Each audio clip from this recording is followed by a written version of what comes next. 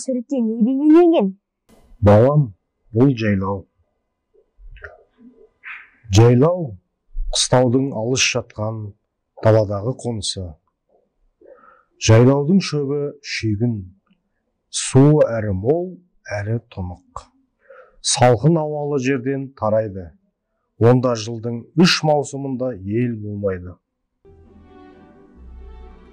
Ел жайлауға көшкенде әрбір ауыл өз көшінің салтанатты, сәнді безендірулеріне ерекше көңіл бөлген. Ол үшін түйені жақсы алаша, кілемдермен жапқан. Тағылымы мол бұл мереке жаңару мен жаңғырудың, адам мен табиғат арасындағы үндестіктің, келісім мен татулықтың алтын арқауы.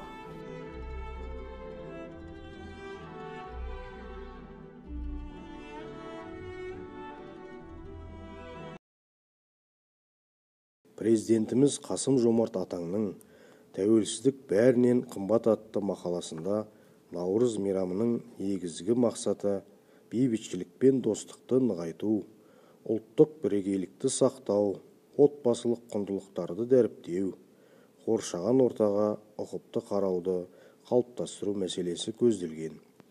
Сондықтан балам, 15 наурыз жайлау немесе табиғат күні деп аталып өтпек.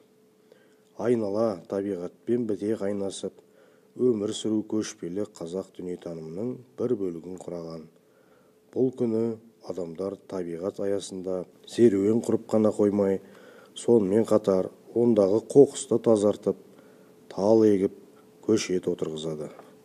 Бұл өскелең ұрпақтың экологиялық, зияткерлік санасын дамытуға септігін тигізеді және денсаулығын жақсартады. Бұл іс-шара табиғатпен етене жақын болып қана қоймай, қоршаған ортаны аялауға шақырады. Осылайша ата-бабамыздың салт дәстүрін қайтадан жалғастырудамыз. Қазіргі экологиялық мәселелер бүкіл адам баласын ойландырып отырған кезде халқымыздың бұл салада қалдырған үлгі өнегелерін қайта жандандырған жөн. Табиғатты аялау, оған үнемі қамқорлық жасап отыру әрбір азаматтың адамгершілік борышы және парасатты парызы.